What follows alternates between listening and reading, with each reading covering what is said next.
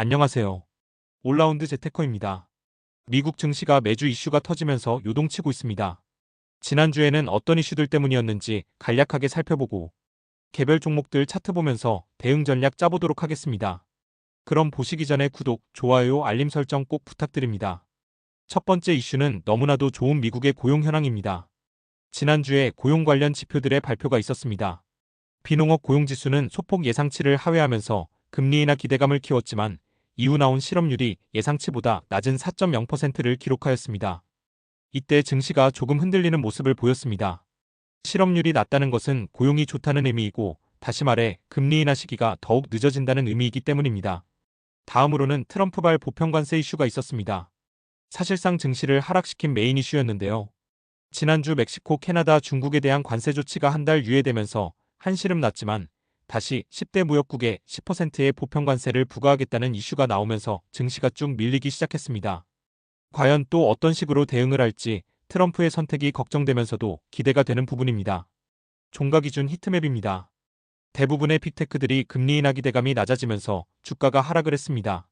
특히 아마존이나 구글은 클라우드 부문 실적 부진도 겹쳤고, 애플과 테슬라는 관세로 중국 판매가 감소할 것이라는 이슈 때문에 많이 하락하는 모습입니다. 지난주 정리해드렸다시피 관세는 아마 트럼프 정권 내내 시장에서 이슈가 될 것입니다. 그래서 한 번 더 미국 입장에서 관세를 강하게 매기면 어떤 장단점이 있을지 정리해보겠습니다. 먼저 단점을 보면 국내 인플레이션 증가 우려입니다. 수입 물품의 가격이 올라가니 당연히 인플레이션을 자극하게 될 것입니다. 두 번째는 그로 인한 소비 둔화와 기업의 부담 증가입니다. 또한 캐나다나 중국의 케이스처럼 상대국들이 보복을 할 확률이 높습니다. 그러면 전체적인 무역이 둔화되는 결과를 가져오고 글로벌 경기 침체를 만들 수 있습니다. 반면에 장점은 무엇일까요? 달러의 초강세입니다. 실제로 트럼프가 관세를 발표하고 이유가 다음 타겟이라고 하자 달러와 유로화가 거의 1대1이 될 만큼 달러가 강해졌습니다. 두 번째로는 법인세 인하로 인한 기업 실적의 상승입니다. 실제로 트럼프 정권 일기 때 법인세 완화 조치로 인해 실적이 좋아지기도 했습니다. 마지막으로 미국에 수출을 하기 위해 외국 기업들이 온수어링 즉 미국 내로 공장을 옮겨올 것입니다. 이는 트럼프가 원하는 미국의 제조업 육성과도 일맥상통하죠. 이런 장점들 때문에 트럼프는 관세 정책을 쓰는 것으로 보입니다. 그럼 과거 트럼프 정권 일기 때 관세 정책을 쓴 이후 나스닥은 어땠을까요? QQQ 월봉 차트로 확인해봤습니다. 먼저 처음 관세를 부과한 게 2018년 3월입니다. 이때는 약 4.2% 정도 하락하고 마무리되었습니다. 두 번째로 슈퍼 301조를 이유로 중국에 강하게 관세를 부과한 것이 2018년 7월입니다. 이때는 관세 부과 당시에는 주가가 유지되다가 이후 중국이 보복하는 과정에서 약 4개월간 하락이 이어지며 12.5%가량 하락했습니다. 그렇다면 이번에도 하락이 길어진다면 한 10%의 조정은 각오를 해야 할 것으로 보입니다. 현재 주가에서 10%면 QQQ 기준 470달러 정도 되겠네요. 공포 탐욕 지수와 RSI를 보면 미국 증시와 가상화폐 시장 둘 다 공포 상태가 유지되고 있습니다. 개별 종목들의 RSI들도 반등하는 듯 했지만 결국 금요일의 하락으로 TQQQ와 속슬의 RSI는 40 초반까지 내려가 있고 비트X는 29를 기록하고 있습니다. 금요일 수치는 업데이트해서 월요일 프리장 개장 전에 올려드리겠습니다. 그럼 이제 개별 종목들의 차트 분석해볼 차례인데요. 첫 종목은 TQQQ입니다. TQQQ도 복합 조정이 끝나고 삼각 수렴 내에 갇혀 있습니다. 이번에 돌파해주기를 바랬는데 검정색 선에서 딱 걸려서 아래로 하락하는 모습입니다. 그런데 게시글에서 말씀드렸다시피 이런 자리가 오면 원칙에 따른 매수, 매도 전략에 고민이 생깁니다. 누가 봐도 리스크 관리를 해야 하는 자리이기 때문이죠. 이번에는 일단 20% 매도 기준점이 되지 않아 보유했지만 시장이 지속적으로 흔들린다면 매도를 하는 것이 나은 전략으로 생각됩니다. 차트 분석 계속 이어서 보면 현재 자리에서는 조금 더 하락하더라도 추세선 하단인 78달러 부근에서는 반등할 것으로 보이며 이번에 막힌 추세선 상단을 언제 돌파하느냐가 추가적인 상승 여부를 가를 것입니다. 두 번째 종목은 속슬입니다. 속슬은 제가 계속해서 강조해드렸던 25달러 라인을 잘 지켜주고 있습니다. 하지만 기존 검정색 추세선에서 막히면서 다시 하락하는 모습입니다. 저 라인을 뚫고 올라가는 모습이 나와준다면 속슬의 본격적인 시세가 나와줄 것으로 생각됩니다.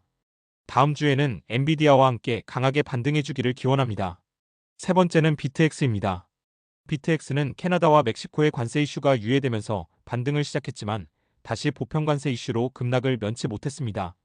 검정색 추세선을 깨지 않고 저점을 높이면서 반등해주는 것이 베스트 시나리오지만 현재 비트코인이 계속해서 하락하고 있기 때문에 사실상 저점을 깨고 내려오지 않을까 생각됩니다. 그렇더라도 너무 걱정할 필요는 없으며 검정색 하방 추세선을 맞고 재차 상승을 시도할 것입니다. 개인적으로는 보라색 패턴대로 진행되면 좋겠습니다. 네 번째는 엔비디아입니다. 엔비디아는 딥시크 이슈로 급락한 이후 다행히 추세선에서 살아나면서 연속 상승을 보여주고 있습니다. 관세 이슈가 있던 금요일도 상승 마감했는데요. 이번 반등 시에 파랑색 기존 추세선과 만나는 $135 부근이 1차적인 목표가라고 생각되며 여기까지 돌파를 한다면 재상승을 노릴 만한 자리입니다. 다섯 번째는 테슬라입니다. 테슬라는 멤버십 분들께 지난 금요일 맥자리까지 다 온 것 같다고 말씀드렸고 현재 상승 파동에서 상승 3파동의 꼭지점이었던 곳까지 하락을 했습니다. 이제 추가적인 하락은 제한적이라고 보여집니다. 따라서 빨간색 화살표의 패턴대로 진행되기를 바라봅니다. 여섯 번째 종목은 애플입니다. 애플은 상승 5파동 이후 하락 ABC 3파동이 진행 중입니다. 현재 C파동이 마무리 단계라고 보여집니다.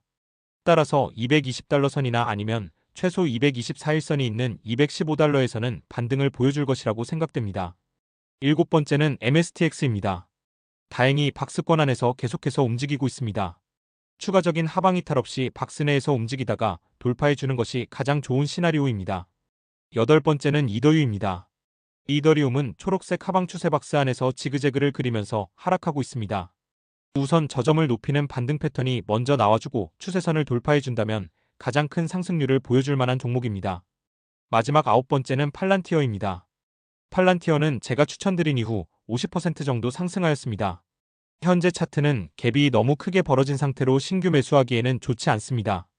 만약 조정이 시작되어서 $105 정도까지 하락한다면 일부 자금을 투입해 볼 만하며 만약 더 하락해서 갭을 메운다고 해도 $90 정도까지 빠지면 조정이 끝날 것 같습니다.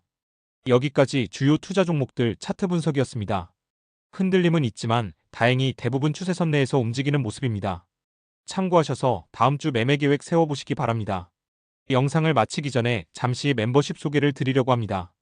멤버십 분들에게는 정기적으로 올라오는 영상 외에 멤버십 분들만 보실 수 있는 차트 분석 영상을 추가로 제공해드리고 있습니다.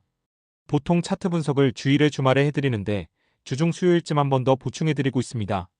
또 저의 개인적인 포트폴리오와 매수매도 현황을 변경시마다 공개해드리고 있습니다. 실제로 최근에 커뮤니티에 올려드린 내용을 보면 팔란티어나 템퍼스 AI를 제가 매매할 때마다 공유드렸고 전체적인 포트 변동도 수시로 보여드리고 있습니다. 그리고 수익을 실현할 때마다 어떤 종목을 매도했는지 얼마나 수익이 났는지도 공유드리고 있습니다. 관심이 조금 생기신다면 멤버십으로 들어오셔서 같이 소통했으면 좋겠습니다. 감사합니다.